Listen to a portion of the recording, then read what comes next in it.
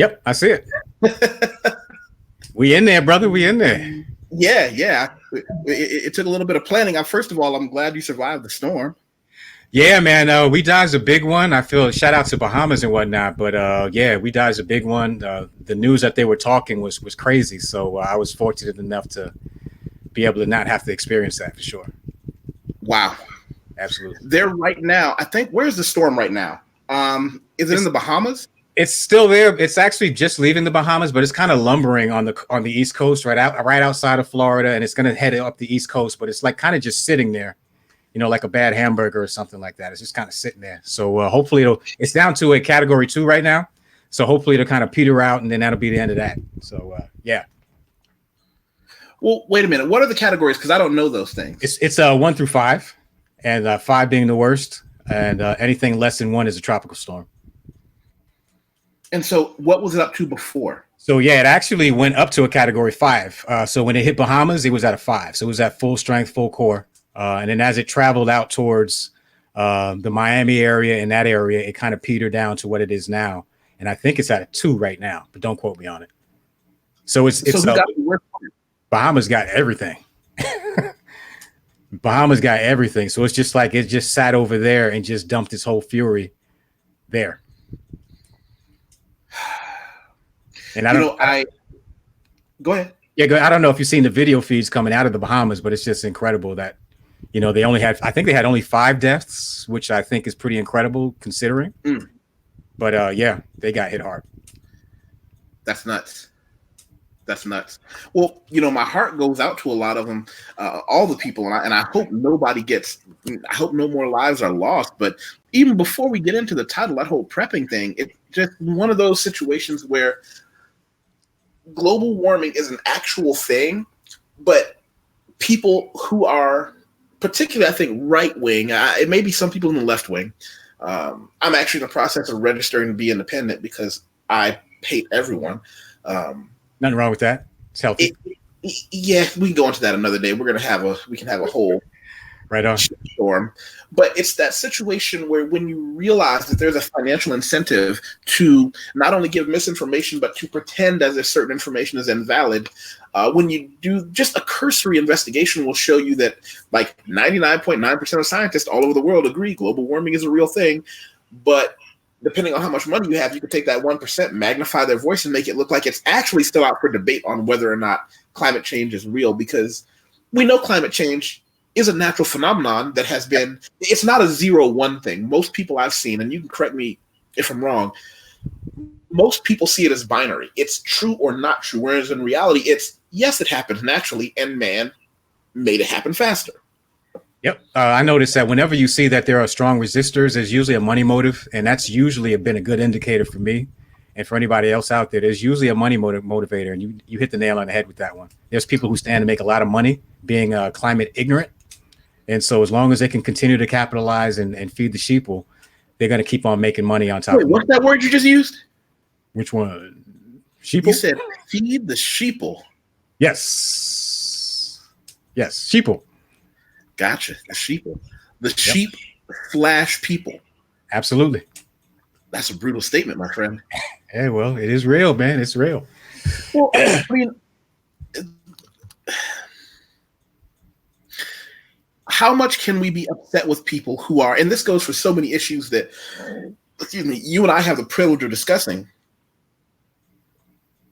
So many people are working 50, 60 hours a week to not make enough money to feed themselves or their families, that anyone who can give them any information is more information they feel that they would have had, so they just pick a source and run with it.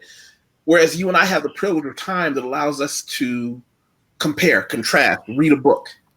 Well, the thing about critical thinking is it's a lost skill set, a soft skill set nowadays. A lot of people, they just make emotional appeals and decisions. And so if you are struggling, like you were talking about, if you can feed them that emotional food, that'll sway them into whatever your opinion is, that's what's going to happen. And we have that. And you compound that with tribalism, right? So like, if you don't agree with the opposite person, then all of a sudden you're the enemy. So then you're constantly classing. That division is what causes the 1% to continue to make money and prey on everybody else. In my humble opinion.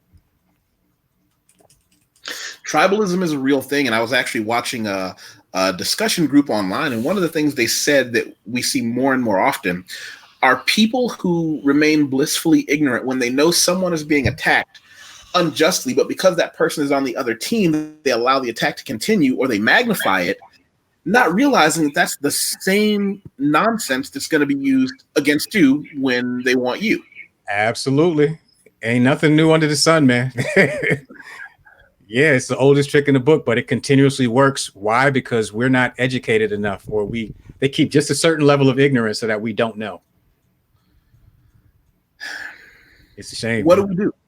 Like, how do we, because I don't know how to, and if we're going to talk specifically about climate change and global warming, how do you say to someone when you can present them with evidence that says, well, here's how much the atmosphere changed in the past 20 years and then the 20 years before that, and you can actually show them a ramping up. When you can show them that we knew climate change was an issue, turn of the century London had such a terrible smog problem they had to create laws for factories. When we can talk about how we can measure results and give a correlation to certain aspects of human progress, when you show someone math and then they say your math is not real, how do you have that conversation? Or am I a bad person for thinking I just withdraw now?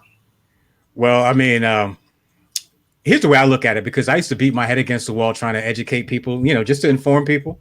And what I've come to the conclusion of is that people my age and older are lost, because once you formulate your opinion, it doesn't matter. They're gonna believe what they want to believe, and that's going to be it. My hope is in the future. And if you take a look at the cross section of our population, people under 30, they understand the importance of climate change, and they think that it's real. They know it's real, and they're going to put pressure on the older people, their dads, their grandparents, so on and so forth, to get their behinds in gear for the greater good of all humanity. But I don't waste time with that conversation with people that are my age and older, just because their opinions are already set, and you're not going to change their mind. You might catch a couple, but it's been my experience that they don't want to hear it. They don't care about it. I still got relatives that throw trash out the window when they're driving in the car. So, I mean, you're not going to catch all those people. So my hope is in the youth. And that's pretty much the best we can do. And trust me, the powers that be, the ones that are making all the money, they know about it, but it's not in their financial best interest. So they don't really care. It's not in their backyard. You remember NIMBY, right? Not in my backyard. Not in my backyard. So they don't care. They don't care. I have hope that, because I'm Generation X, and I have hope that those that came after me who didn't discover the internet as a late teenager, early 20s, like I was in college when the internet popped, I hope that because they grew up or in this chaotic environment, that they are better at discerning truth, but I'm not sure. That's a good question, actually. You talking specifically of like the generations after us? Because I'm Gen X as well. So you mean the generation after, like to include the millennials and Gen Z? They are way more savvy and up to date than you think. I have the pleasure of working in like a multi-generational workspace. Okay. And so these kids, you can say what you want about millennials, but they're very clued in to stuff that's important. They're not so self-indulgent as we may think. And they are acutely aware to how their future is going to be for their children and their grandchildren. So I think they're paying attention. They may not always act like they do because they get preoccupied because they have short attention spans, but they're listening for sure. There's a 15-year-old, I forget what her name is, but she's from like Norway or Sweden, but she's probably the most prolific environmental activist to date. And she goes all over the world educating people her age and older about the importances of climate change. And she's actually been to like the UN, and she speaks in, head of states and stuff like that. I have to find her name. Yes, 15-year-old girl from Norway. She's a spokesperson. Well, we're here now. And what I wanted to talk to you about, and this is something that I don't know about you, but people laughed at me, and they still do, when I talk about being a prepper. When I tell them I'm a prepper, they say, wow, are you one of those guys that hides in a bunker hoping that the aliens and the zombies combine and attack you? And it's awkward because I have to kind of educate them, and nobody listens. Now, you can tell me when your moment was. Let me tell you, and this is just in Brazil. Let me tell you when my moment was when people started to say, wait a minute, maybe I should talk to Wateef. We had a situation where the truckers went on strike, justifiably. Now, there are very few things I will not do. Crossing a picket line is one of them. I don't care who you are. I've never seen a man with enough money in his pocket strike. So that's just something I'm not going to do. Right. So when the truckers went on strike, everybody realized that in the large metropolitans that we live in, what is the plural for metropolis? A metropolis. Metropolises? I have no idea. I don't know. Somebody give me that in the Who knows? The giant cities that we live in, we can't grow enough food. We can't slaughter enough cows. So within 2 days, and this is something I learned in Vegas as well, within 2 days, suddenly there were no more steaks in the freezer and no more steaks at the butcher. And if in a place like Brazil, you understand, people eat meat as if it was a natural religion. That's why I love it here. Yeah, man. Carnivor's paradise. But now all of a sudden, I had people call me saying, "What? I know you're into that prepper thing about being ready for stuff like this. What should I do because they're running out of meat at the butcher?" This is a real question that people were texting me. I can't help you the day everything runs out. Right. Being a prepper means have one of those plastic boxes, slide it under the bed or slide it under the whatever you have in your house and put, I don't know, as many pieces of canned meat you can put in there. Yep. In case something like that happens, nobody wants to listen. I actually changed the narrative. When people would accuse me of being that conspiratorial prepper, I just said, no, we're not preppers. We are just prepared. And so when I break it down to them like that, then they want to know more. But what do you mean you're prepared? My moment happened actually here. 2 summers ago, we had another hurricane because we have hurricane season. And so 2 days before the storm hit, they literally ran out of water in all the major supermarkets and gasoline. Okay. And so for all those people were literally running around like crazy. You saw the worst of human behavior, and it was just 2 days. And so you saw the worst of human behavior. People were, fighting each other over the water and gasoline. I was already stocked up. I already had my stuff. So the people that I was associated with, all of a sudden, they wanted to be prepared too. And so when I just changed the narrative, so I don't say prepper because it conjures up the old crazy coot in the middle of nowhere, with 2 years worth of MREs in a bunker somewhere. Yeah, I get it. But I just say it's being prepared. And if I look at prepping as it's kind of like autism. It's on a spectrum, right?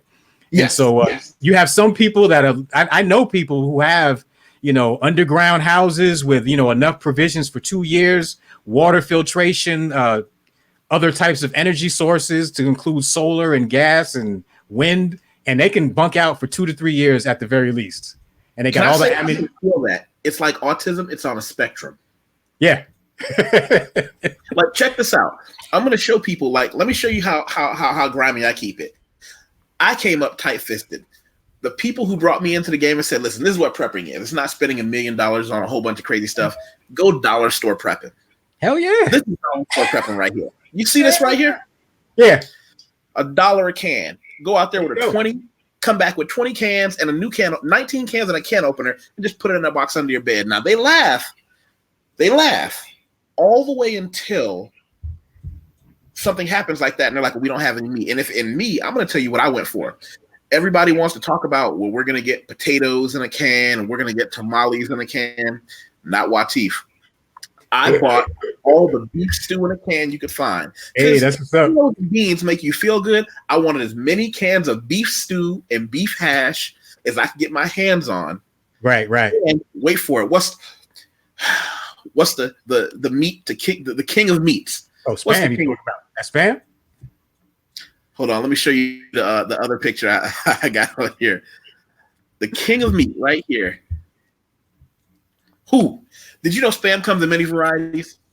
You know what? I just started looking down the Spam aisle and I noticed that there are many varieties. When I was coming up, there's only one. And so, yeah. And listen, Spam is like pornography. Everybody. Hey, you've been to Hawaii, right? You've been to Hawaii? Oh yeah. Okay, that's where you got introduced to Spam? Yes, I lived in Hilo, Hawaii. Okay. But everybody wants Spam is like pornography. Everybody claims they don't consume it, yet it's constantly sold out. Where are the factories making all the Spam that nobody buys? Yeah. Well, my setup's a little bit different because for the lazy people, you can actually buy prepackaged backpacks. I also got medical kits and stuff like that in mind, because that's what I used to do. Oh, you in that high dollar camping? That sounds expensive.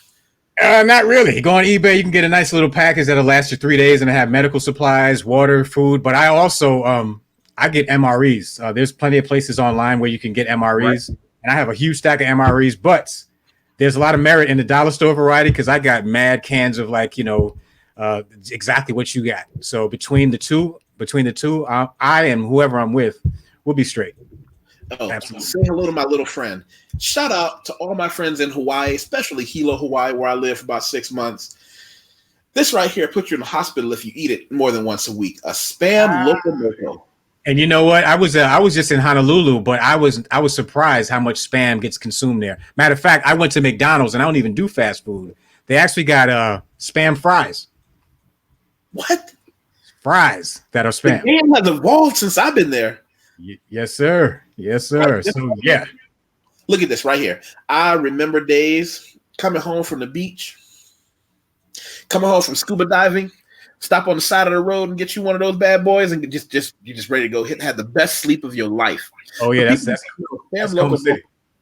They put rice, gravy, Spam, gravy, a couple eggs, some gravy, and on the side, some macaroni. Yeah, that's carbo heaven. You're taking a nap after that for sure. You're taking a nap. You're taking a nap after that. And the other thing, what you said about water, I was actually just showing somebody on my Instagram page. There was an incident in my apartment building, and I'm on the top floor. Something happened in one of the apartments where a pipe burst, and water was just cascading down the stairs. And some even went to the elevator shaft. You see that right there? Yeah, yeah. And I'm going to, hold on a second, watch this. I don't know, tell me if you can hear that. Look at that. So I talked to everybody about being a prepper and what being a prepper And I'll tell you what I said there. Everybody talked about being a prepper and I'm a prepper this and why do you need to prepper that? When that pipe broke, I'll tell you what it did to my apartment building. They said it's going to be about 12 hours before we have water again. 12 hours is not a big deal. It's not the end of the world. But two things happened. One, the pipe broke, 12 hours, no water. Yeah. But water went down the elevator shaft. Now, that's a different one. I'm going to get back to the elevator shaft. Remember that. Gotcha. Think about it. 12 hours. Okay, what does 12 hours of no water mean? Well, let's take the easy part. No drinking water. But maybe you've got some water in the refrigerator. Okay. But what happens if you need to boil some water for coffee? What happens if you need to wash your face? What happens when you want to wash before bed? More importantly, the bathroom. That's interesting. About to say that. Yeah, that's absolutely right. Absolutely. That's interesting. So I tell people, listen, do you know how cheap one of these things is? If all you do is, this is where you start. Get one of those, a 5-gallon jug with a little pump for the top. Put it somewhere in the corner and cover it up so it's not in direct sunlight. If you never need it, hey, it's a $10 decoration. But the day you do need it, you'll be glad you have it. See, I'm fortunate enough here because I have a big old bathtub. And so I have 8-gallon jugs because, we get milk in gallon containers. And so I have 8 of those and I fill those up with water as needed. And I also have a alkalizing filtration system that I can run those jugs of water because my water is kind of hard. And then what I do is it's old. One of my OGs, this old school guy, he told me, run water in your bathtub. As long as your bathtub is not affected on your top floors, run your bathtub full of water, and you can use that water for if the water's out and you need to flush your toilet or you need to wash your hands or something like that.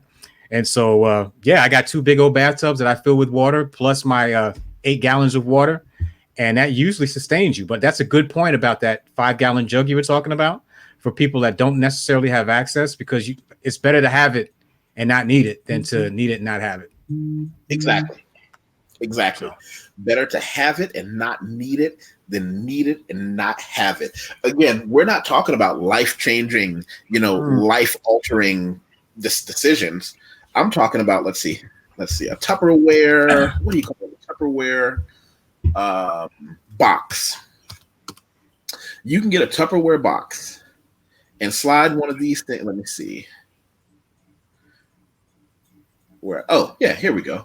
People can get one, and all that stuff we talk about, getting your canned food and some can openers. You can go to Walmart, get one of these Tupperware boxes. This one right here on the side. Oh, there you go. How much it cost? I don't know. Amazon. You Yep. get one cheap.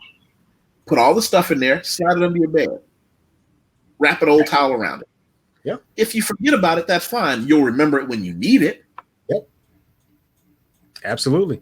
And the thing about it, you say, is a lot of people think it's this big complex process, but it's really quite simple. It's doing little things that you can actually, that are manageable and achievable, that you can do, you know, when times are good, and in case you need to do something, in case something happens. It's all about being prepared, and not necessarily a prepper.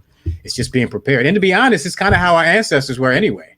You know, they always stored in times of plenty in case something happened. And that's pretty much all prepping is. It's a build up to what they used to do back in the day. Well, let me ask you a question, because this is something a lot of people are also concerned with. When I talk about first aid, I'm not talking about, well, let me back up. I'll tell you where first aid starts for me. For almost nothing, and I used to have these kind of parties at my house in Vegas. I've had some wild parties that I can't discuss on YouTube, but one of the parties I would have twice a year, I would have a CPR first aid party. Did you know that most places that do CPR and first aid, and you have to pay for it, but if you have enough people, they'll do it at somebody's house? Yeah. A lot of people don't know that. Yep. You can get 10 of your buddies and say, hey, we're going to do a CPR first aid in the morning on Saturday and then a barbecue Saturday afternoon. And they all say, well, CPR first aid, why do I need that? Well, hey, I have a swimming pool. That's the first thing. I have a swimming pool. Second, you never know. Yeah, you never know. And particularly, particularly now, back in another lifetime, I was an Air Force medic. So training like that was pretty much standard. So particularly in the United States, but increasingly in all Western countries, people are getting fatter and less healthy. And so cardiac arrest is actually a bigger deal now than choking. And so I think they switched the order. It used to be ABC. Now it's CAB. So you do the chest compressing first, airway, and then breathing. Because before it's your A, B's, and C's, right? Now they want to go ABC, airway. Yeah, like 4 or 5 years ago, they switched it to CABs because people are having way more cardiac arrest than choking. You still have to, you know, see the responsiveness of your patient, but they want you to get them compressions in there as quickly as possible, because a lot more people, studies have shown, are having cardiac incidences now than actually airway and breathing extractions. So yeah, it switched. And see, that's about how long I've been out of the United States, and that's wild. Right. Well, the first part about being a prepper is, you know, I always say when they ask, are you afraid of the zombies? I always tell people zombies are a parable, a vehicle used to tell a story. So what do I need to do to get away from a zombie? Well, the first thing I need to be able to do is run. I'm not fast. I'm not Usain Bolt, but I keep myself in a condition where I can run faster than the average man of my size, the average weightlifter. Like, I'm not fast. I'm quick in short bursts. I can get away. And I do that treadmill. You know, the treadmill doesn't give you bigger muscles. It exercises your heart. Right. I want to be able to say I can go a few blocks before I have to calm it down. Hey, you know, shoot, I hear that. My strategy is a little different, and I might have to take up your method, you know, when I make my move final. But I got zombie killers, so I'm not really worried about zombies rushing up on me. And so I ain't worried about no zombies, bro. Well, here's the thing. I would say, in my opinion, from what I've learned, I took an escape and evade course, and I would always take these courses by ex-military, ex-police on what to do if there's a, and you know, the one thing they say all the time, they all told me the same thing first. They said, please, if we give you one idea to take with you when you leave this course, is that if something bad happens, the first concerns you should have are running and hiding. You're not going to fight your way out. You're not Superman. You're not combat trained. And they told me very clearly, they told everybody, a lot of the people in these courses are also people who, second amendment, they like guns, right? Yep. But here's the trick. They said, if you have to use your gun, you're giving away your location, and you're already kind of, they said, by the time you give away your gun, you're... Yeah, normally, to be honest, it's not the first thing that you do. If you can always get out and evade, that's always the best way to do it. But if you have to stand and defend, it's nice to have something in case that doesn't work. Me personally, I like to be well schooled in all scenarios. But even you know, like in the States, I CCW, right? So I conceal carry, and even though I do, if something goes down, I'm not gonna try to hit somebody off with an AR. It's just not going to happen. I'm going to try to get the hell out of there. And, I'll call somebody if I have to, but I'm not going to be there like, John Wayne thinking I'm going to buck everybody down. That's not even practical. Yeah, exactly. That's not going to happen. So that's one of the first things they teach you, and it's very practical. A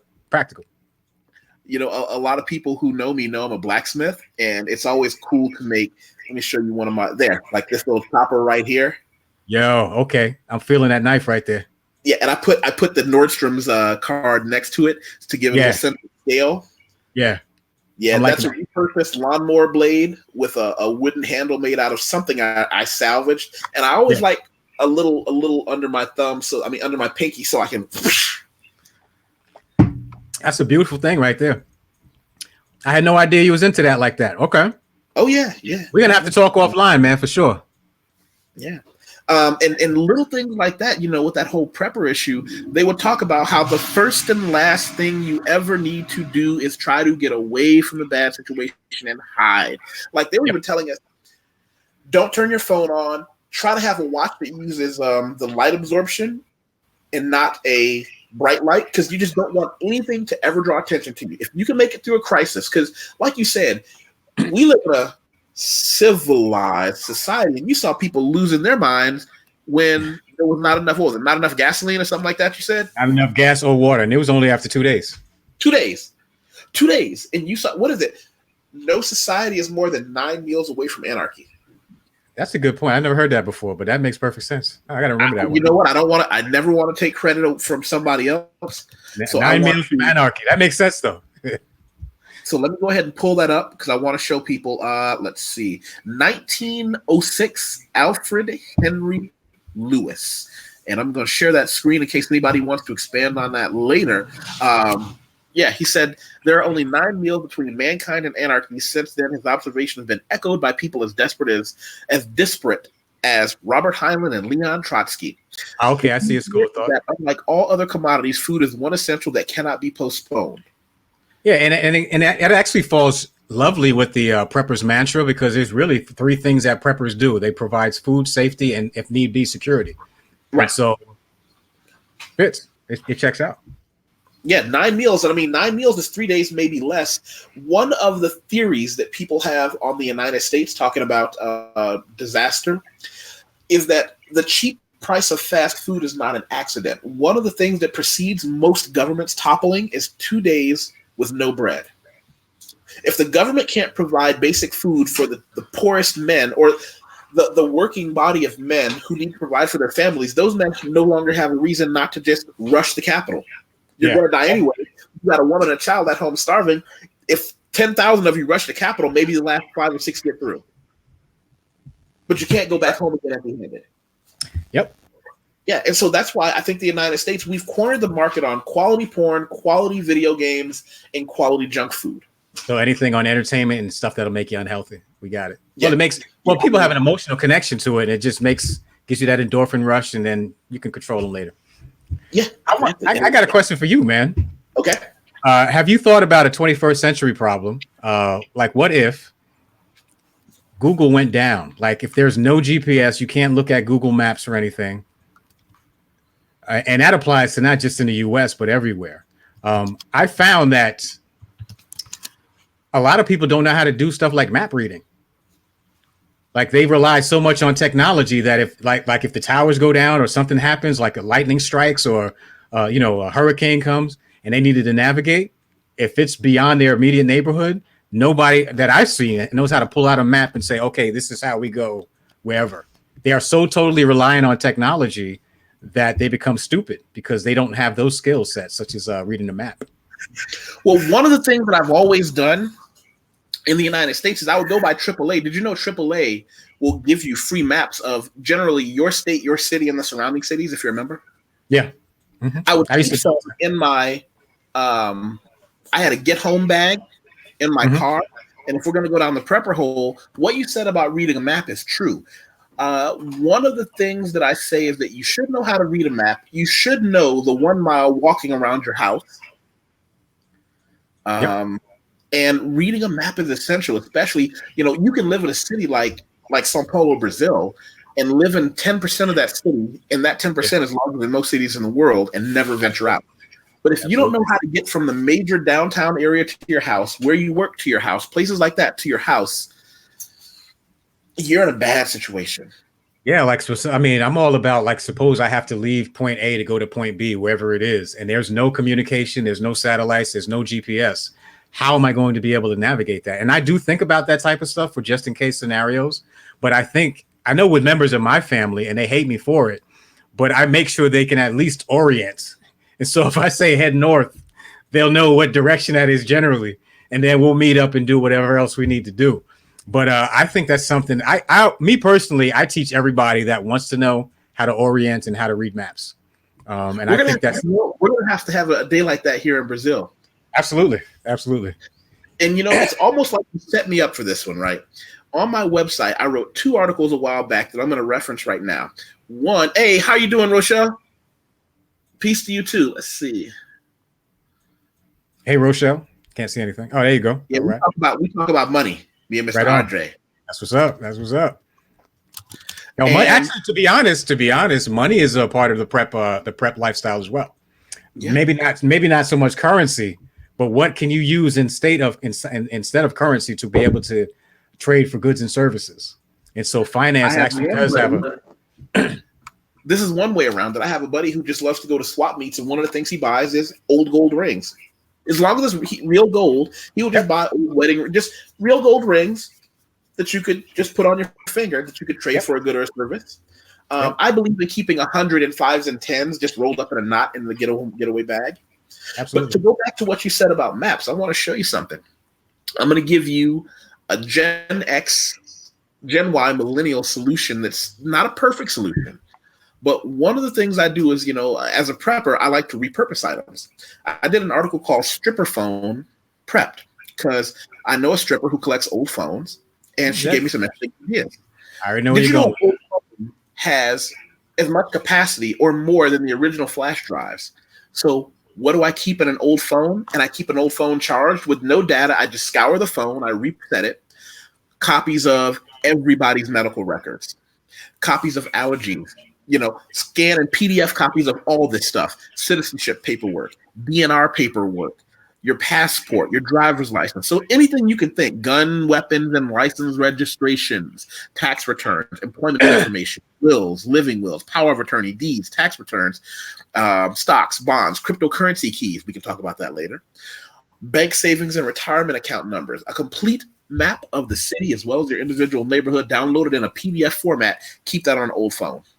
You know what? That's freaking outstanding. That's something I had never thought of. And it actually makes a lot of sense to do that. It's cheap, affordable, and it's a good reuse of tech. Yeah. So even if there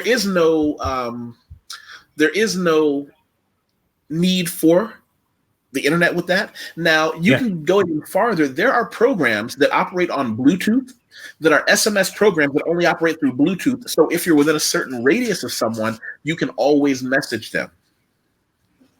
Yep. What's another one? Here's the big one. I wrote an article called Get Home Bag. Okay.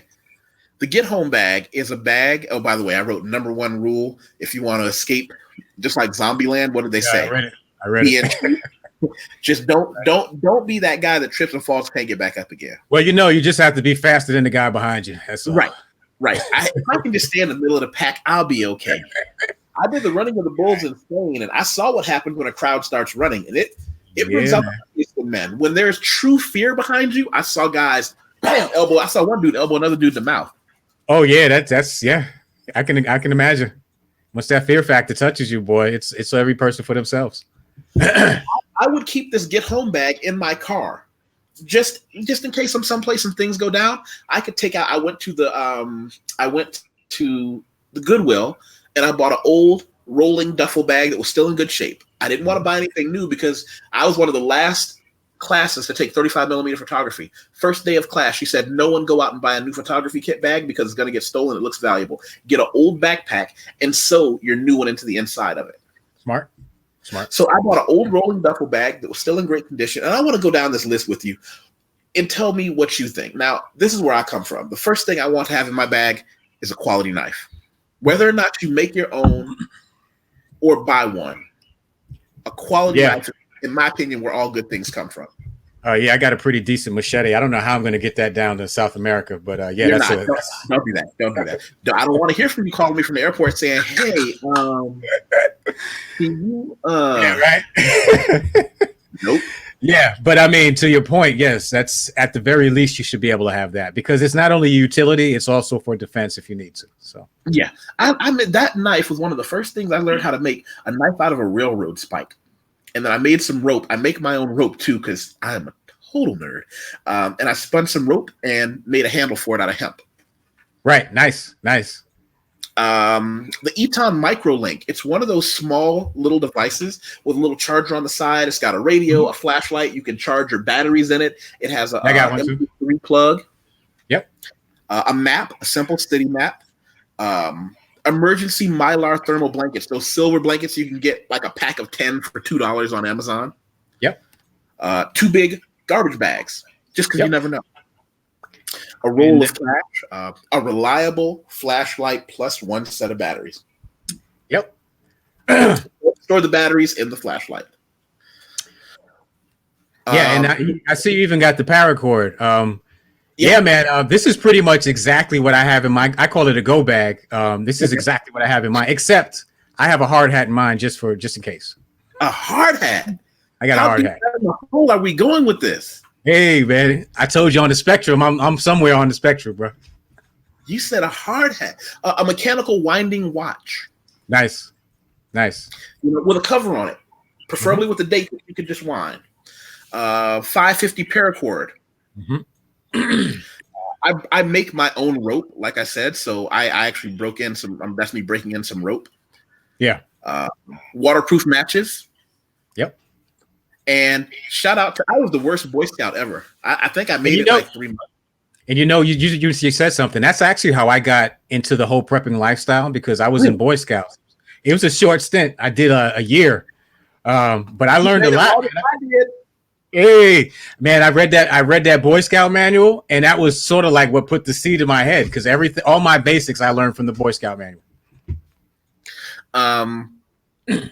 And this is the big one I always tell people. Put your favorite well-worn, but no holes or tails sneaker in the bag. The sneakers I tell people you're wearing right now, they're still good. Put them in the bag, buy yourself a new pair. Because if it goes down, you don't want to have a new pair of sneakers in your bag you got to break in to walk in. Yep, absolutely. Same thing. I say go out and treat yourself to a new pair of glasses. The glasses you're wearing now, go on and put them in a glasses case, wrap them in plastic wrap, throw them in there too, because you fall and break those glasses, now you're half blind. Yep. To be honest, man, they kind of teach this skill set in the military for people that have to deploy. And what we used to call them are mobility bags. And basically what it was pretty much everything that you got there, plus a few items that I can't really say in public. And we would just keep that literally in our house, in a closet, for just in case when we got the call, we were all ready to go. Right. And a lot of the items that you're talking about are definitely things that we had in that bag for sure. Underwear as well. I didn't see underwear on there. I didn't see underpants. You will not realize how refreshing it is to have some nice underpants until you only have one pair. I will have to put underwear and socks on here. Thank you very much. Yes, absolutely. Make sure you got socks and underwear. Food bars. Yep. A book. An actual old-fashioned book. Everybody has a book they've always wanted to read, like a big one like War and Peace or The Stand, Stephen King's, the new version where they let him just go completely unedited, where it's like as big as a brick. Yeah, wrap it up, throw it in there, because you never know. You might be in a situation where you just have to sit somewhere and wait. Just sit there with your jug of water, drinking and reading. Yeah, that's it. Vice grips. Yeah, in mine I have a multi-tool. Okay. But yeah, 3 days or a week's worth of prescription medicine. Actually, you don't know how important that is, man. One of the for the people that had to bug out during Hurricane Charlie, during New Orleans, when New Orleans got in trouble, right? One of the biggest problems was that people that had to leave and exit didn't have enough medication. And so that was one of the lessons that got brought down the pipeline to emergency response teams, is to tell the citizens to basically make sure they have enough medications. They suggest a week, but there's nothing wrong with 3 days worth. This is the one where I really could kind of go deep into this one. A weapon you are learning. And I really want to stress, a gun isn't the first thing you ever want. It's the last. But you have to know what you're doing. And I leave that to you. But one of the things I put here, side note, and I'm going to read this out loud. This is important. Black people, brown people, and women are especially vulnerable during attack, even during the best of time. During a societal collapse, even more attention needs to be paid to avoiding danger. Yeah, that's a definitely true statement, because oftentimes we're looked at as the threat. And so there's that preconceived biases that will always work against our favor. And so you'll have to be mindful of that for sure. I did put socks here. Oh, you did? Okay. All right, man. I see. All right, you prepared. You prepared. You got it. You even got towels in there. A pencil. You know what a shema is, or a kafaya? Was that it? What the hell is that? What is that? Nah. I wonder if that'll show here. Hold on a second. I'm gonna have. What is that? Like a balaclava or something like that? It's sort of that. Okay. Yeah. Now I want to be clear to people. I know what that is, and I know that I support Palestine, so I understand the consequence of wearing that or the pattern I'm wearing. If you don't, just get a plain green one. And to be honest, what you can also use are you can fashion a T-shirt to do something similar to that. Okay. Because I know in Vegas, you got to keep that sun off of you. Yeah, for sure. You got to keep that sun off of you. For sure. Where was I? Well, you actually bring up another point. Prepping is environmental. There's no one size fits all approach. Right. So kind of depending upon what region you live in, where you are on the world, you might want to divvy that up differently. Because if you're in a northern clime, your prep might be slightly different than if you're from Florida. And so people have to be mindful of that as well. Because here in subtropical Florida, I'm not going to prep the same way as I would in upstate New York. That's for sure. Right. Sunglasses, prescription if you can. Yep. A bag of hard candy. And here's one thing I learned, because in high school I worked in a candy store, and sugar-free candy all has something that makes it sugar-free that can also have a laxative effect. It doesn't bother you if you're eating one or two, but if you eat one of those sugar-free candies, one in the morning and one in the evening, just while you're on the road, it can get you. Yeah, sure. Makes sense. Toothbrush, toothpaste kit, gauze, water, baby wipes. I'll tell you the number one thing when we would deploy in the military is baby wipes. They make your life so comfortable, and you never think that you need them until you're in a situation where you do. You find a lot of uses for baby wipes, for sure. You can never have too much, man. Never have too many. Duct tape. Yep. A package of aspirin, laxative, and antidiarrheal. Absolutely. This is the one that got me too. That a woman that I know had me add this. Have 7 days worth of feminine hygiene products in your bag. Assume you're going to have the absolute heaviest menstruation of your life. Pack the appropriate pain medications, tampons, pads, sanitary wipes, extra panties, and whatever you need as well. As well, birth control. Don't go cheap on this. That's facts, bro. And it was nothing. It was something that I was not aware of until I actually talked to some females that are in the same mind. And that's facts for sure. Yeah. Spot on research. I go back and forth on this. I'm always of the mindset that if something bad happens, avoid all men. Yeah. Unless you know who they are. Unless I don't know. You know what? Brother, are there caveats? Your brother, your uncle, your dad. Okay. But if you don't know him, assume he's crazy. And it breaks my heart to say that, because most of us are not crazy. Most of us try to help people. But if you run across that one in a million who really is, And it hurt that I had to say that. No, but it's facts though. I mean, when you're in chaotic situations, sometimes human nature is what it is. And some people are going to be good and some people are going to be inherently evil. So, you have to be prepared. Like I said, prepping is about being prepared. So right. You have to prepare your mind, body, and your soul. So that makes perfect sense. You know what? RJ said rock on. One of the things that will help us rock on, and I tell everybody this at some point during the talk, I need you to thumbs up and subscribe and all that bell stuff. But the important thing too is share this. Share this on your social media, your Facebook, your Twitter, your Instagram. Pick one and share it, because this is how I meet other interesting people. Because I'm not a YouTuber. Like, I'm not doing this for money. I don't do it on Google Pay or YouTube Pay or whatever that is. I do this because I like meeting interesting people. And I'd really appreciate if everybody shared it somewhere and gave me the thumbs up and the like and the bell and the subscribe and all that good stuff. Yeah, help a brother out, man. Help a brother out. Yeah. Yeah. And you know what? I've been having fun with this. Yeah. Yeah, I can see the merits in it. And like I said, you put out a lot of good content. So, I wanted to just, shout you out because, I know when you started this channel and stuff like that, and I can see the growth and I can see that a lot of people are helped with the content. And for me, it seems like the content is what keeps people coming back. So keep on doing what you're doing, man. Parabéns para você. Obrigado. Não precisamos muito praticar.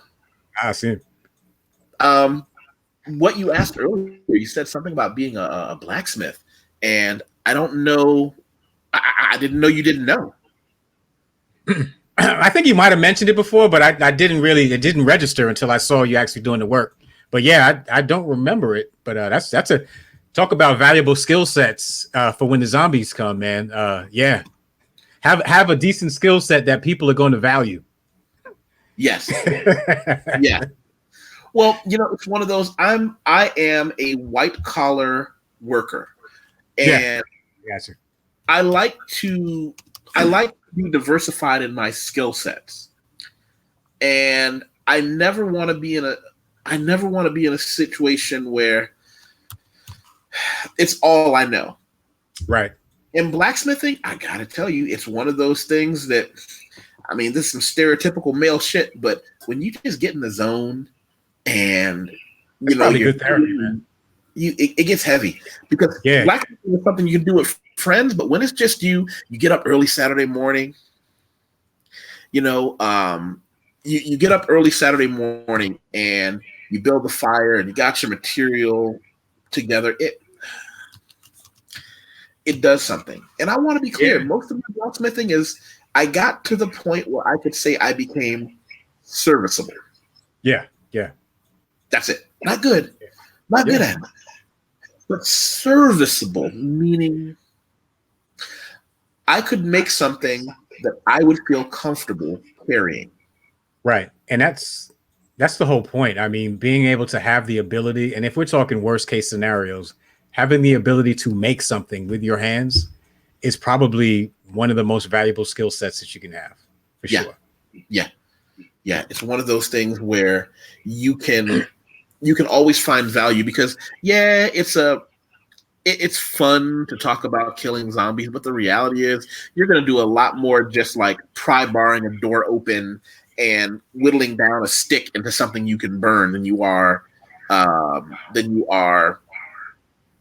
killing zombies. I mean, it's just right. We all have those fantasies where we're jumping through and using our mighty hammer to smoke. Oh, have you ever seen DIY Warhammers? Is it a program? No, it's a real thing. No. Okay, now there's a reality show that I've seen where they actually forge knives and stuff like that, and that's part of the competition. But no, I haven't seen that. I'm not familiar. I'm going to show you something. You can. I didn't know this, but you can go to any store and buy. Look at this. It's a design somebody put online. You can make. Oh, you mean literal? Okay. Yeah. Okay. I meant literal. It's this guy called it a pummel pipe. This is like some Fallout 4 looking stuff. Yeah. And one of my buddies who's a mechanic showed me this. I'm not sure what's in it, but apparently this is something that you can get in a car. That right there? That little rivet looking thing with the spirals? Yeah. Yep. Yeah. I don't know what it is, but it turns a part of the axle. I forget It's the TM axle rig thing. But yeah, that would make it an awesome hammer. Yeah, I don't know what that is, but it looks awesome. But the pummel pipe, the pummel. Hold on, let's see. PUMMELPIPE. When he showed it to me, because there's actually a YouTube video for it that you guys can look up. When he showed it to me, I was like, that thing looks just ruthless. Yeah. That you can split a piece of wood. I mean, a piece of wood or a brick with it, because when you just look at the mechanics behind it, about how the head is formed. Yeah, it's all pretty simple, made from stuff that you can find laying around. And again, if we're talking prepping, you have to be resourceful and able to make something from, basic materials that you have on hand. Yeah, that's excellent. Excellent. Whew. And that bad boy looks lethal. You get caught with that, you're going to jail. Yeah, that'll keep your head. Yeah, most definitely. Well, you can always try to play it off as a cane, but yeah, a 2 foot long cane, a 1 meter cane for the world's. Yeah. Right. Oh, we got a question. What's the Shema for? And I would tell her it's hold on a second. It keeps. I can't talk and type at the same time. For people who watched this before, they know. Us men are not good at multitasking for the most part. Yeah, let me type this out for her. But the Shema, it keeps the sun off of you. That's the biggest part. It keeps the sun off. Keeps the sun off of you and absorbs sweat.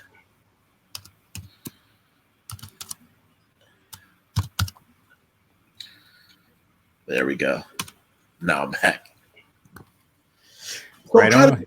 What other message or principle would we give people when we're talking about? I showed you what happens when something as simple as a pipe bursts. You've given them hey, this is what you need in your house in case the water comes. Because do I believe the society is going to collapse and it's going to go Mad Max? No. But I also know that if something goes bad, it might take a while for the cavalry to come. Sure. And that's the whole point of I said before about prepping or preparing. It's for the what if. It may take a while for something to happen. So how are you going to survive until you can get to a point of where you're going to be okay? Exactly. And that's what preparation comes. I never want to be that guy who needed them to be there right away. Well, they ain't coming. So once you realize that they're not coming, like even here in the practical scenario, when we had extreme flooding in Florida, and this wasn't even hurricane season. And so an evacuation order was given, and there are some hard-headed people that are, I'm going to stay with the frontier. This is my daddy's home. And, the waters came. They said, if you don't evacuate and you stay here, help is not coming. And so 2 days later, there are people standing on their rooftop with a white flag waiting for the man to come. They weren't coming. So they had to wait for the liberty of somebody else. Neighbors had to endanger themselves because they were waiting for the man to come, but they did not heed the warnings. So, the bottom line is be prepared so you don't have to, be a victim. People's ability to delude themselves never ceases to amaze me how much people can look at themselves and say, oh, I'm sure I'll be okay. Yeah, delusion is a hell of a drug, man. And it's one of those situations where when has it worked for the other guy? Like, when can you show me that you're going to be prioritized when the bad weather hits? Because, listen, if it gets me, it gets me. If the lightning hits me, there's nothing I can do. But if it didn't get me in that first shot, I got a chance.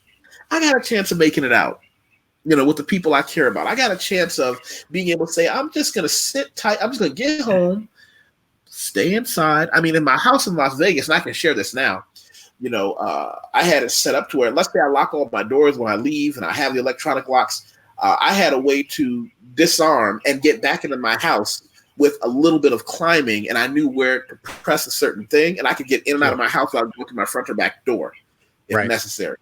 Nice. So my whole goal was to sit in the closet with all my supplies and a book and a dim light and just read until Yep, and have all your provisions. I mean, ideally, that's what you should do. I mean, and the thing that can be commended is that you actually had a plan. You know, so many people get caught with their hands, hands down, their pants down, and there's zero plan. Like I said, I mean, I'm the nut of my family, and I make sure that people have a plan. And I say it all the time: what's your plan? What's your short-term plan? What's your long-term plan? If such and such happens, what are you going to do in this scenario? You always have to be prepared. And again, it's changing the narrative of crazy prepper to just being prepared. You can even chalk it up to risk. You can even chalk it up to risk management. Right. You can use a sterile term like that. It's just always being prepared for something, whatever it is, be prepared. And I think that it's incumbent for us as men to actually provide that and provide the guidance for that. Not that other people can't do it, but I think we have to, because we should. Well, what do men stereotypically, historically do for the people they care about? We protect and provide. Now, we can do a whole lot of other stuff, but protection and provision are the benchmarks and hallmarks of men. Absolutely. And if you can't do that, to me, you're useless as a man. I've seen so many situations where, and I don't know we're going to go down this road, but hey, we're here for it. So many of the beautiful, smart women I knew and know in their 20s, early 20s, especially in mid 20s, when they were choosing husbands, if they chose one, if they didn't, that's fine. They weren't choosing men with the criteria of protection and provision in mind. And what ends up happening is, generally as they approach late 20s, if they haven't had a child, if they want children, some of them don't, they say, okay, I want to have this child. And suddenly all that stereotypical bullshit that guys like you and I are pumping about how you got to pick the guy that can protect and provide, suddenly, how can I put this? Suddenly their inability to look at the man that they're with and say, I know he can protect and provide for me when my belly is out to here, causes them to stress out. Because they still love the guy, but if you didn't pick him with the intention of him being a man that can take care of you no matter what, not necessarily financially, but you can just say, he's got it. All I have to do is worry about this baby. Now you've got a stressful pregnancy because your husband's your equal, not necessarily the man that you can say he can run shit when things are going wrong. When I need you to take care of everything else, because again, that stereotypical biological drive kicks in, and she does what good parents do and say, oh my goodness, I'm just going to focus on this kid. But you can't, because you don't necessarily trust that he can take 100% of that burden. Well, I'm not a religious person, but the Bible does say that you're supposed to be equally yoked. And I know even with all my relationships, I've dealt with a level of female where they didn't just give me the crown. I had to earn the crown. And when I earned the right to wear the crown, it was something that they gave to me because I put in the time and the work, and I was able, through time, to show them that I was able to do those things that men are supposed to do. And so it wasn't that big of a struggle. But like you said before, I think a lot of modern women, or younger women, not modern, they just don't know the criteria anymore. And that could be a problem. That could be a problem. And that's food for another story. Yeah, I don't want to go too far down there. Anything you want to sign off with? I think to do a recap, because we talked about a lot of different stuff, is just for most people that might be interested in the prepping lifestyle. First of all, stop calling it prepping. Call it being prepared, right? And I also believe in what's called the KISS principle. Keep it simple, stupid. It doesn't have to be some huge convoluted schematic. Just take care of your basic needs, and you don't need to spend a lot of money. You know you and your family better than anybody else, and just get the basics that you need and just sock it away for a rainy day. And that's the basics of what being prepared or prepping is. To go back to basics, as we said earlier, if you can do nothing else besides get a jug of water and choose to be in shape, or you know what? I'm just going to put my dick on the table in this one. If you can just make the decision to not be fat, I said it. Okay. You will put yourself so far ahead of the curve, because what did you say? Americans are having more heart attacks than choking, so they're teaching it backwards to do chest compressions first. If we know that bad things might happen, let me give you another example of how being a prepper is directly affected by your health. You don't have to be a bodybuilder or a kickboxer or a Brazilian Jiu-Jitsu person or a kettlebell person. Oh, by the way, when do you get that kettlebell certification so you can come out here and start that kettlebell tribe? Hey, that's another story, man. I'm actually, telling I have do you know how many of my friends have had buying kettlebells now? And I'm like, I got a buddy of mine coming out here, and he's got a little while before he gets there. I hope he gets that kettlebell certification. Get him level 1 so I can at least say, hey, look at this dude. Right on. You know what? I'm gonna really put some thought into. Speaking of which, in 2 days I'll finish my 10,000 swing challenge. Nice. So yeah, in 2 days. So I'll be glad when that. We need to talk. We need to do a kettlebell conversation in a couple of days. We can. What I was going to say to people about why being in shape matters, you don't have to be a bodybuilder or a world-class runner, but choosing not to be fat gives you a couple privileges. What's the point of being strong or fast, or if you're lucky, both, if you can't use it? Let me tell you what happened when that flood happened. When I walked into the building, because I forgot to tell you, when the water went down the elevator shaft, they closed the elevator until the firemen could get there to clear it for safety. Okay. Sure. They said, we don't think anything weird is happening, but we closed it. So there were people downstairs with bags of groceries, because I live right down the road from a fresh food market. We'll go there when you get here. There were people downstairs with bags, and I made the decision. After I hauled my stuff upstairs, I went back downstairs, practiced my Portuguese on some old ladies, and I carried their bags up flights of stairs to their apartment because I could, because I was strong enough to say, you know what? What's the point of being a superhero if you don't use it? I went down there and I was like, I had to break down, what floor do you live on? What's your apartment? Some of them, I just picked their stuff up and they're like, what do you, and I just said, come on. And the lady who runs the apartment building, she was like, go with him. And I hiked it up those stairs from him. And I went back 2 or 3 times helping old people. Now there were a couple of young men down there that was mad because their woman was looking at them because he was like, well, let's, you carry these bags and I'm going to carry these bags. Now all of a sudden. Yep. Absolutely. I got my own little Brazil story that's similar to that. The first time taking the Oni bus. And what I noticed in the buses is that for older people, they don't drop so that they can climb on. And so there was this particularly older lady who I could see was having trouble walking. And there was no way she was going to be able to hop up on the top step to get in the bus. And so talking about being in just regular shape, I scooped her up. She didn't know me from Jack. I just, I said whatever I said. I don't remember. I scooped her up, picked her up, and then I placed her on the bus. I was that lady's superhero forever. Yeah. And the people on the bus were like, and I'm like, what? But like you said, yeah, absolutely. But like you said, like being in shape, you don't have to look like a bodybuilder because I'm not, for damn sure. But at least being able to do physical tasks to a certain degree is what's necessary. And that's also being prepared. Amen. Well, on that note, I want to tell everybody thank you for tuning in. Be sure to share this and thumbs up and subscribe whenever you see it.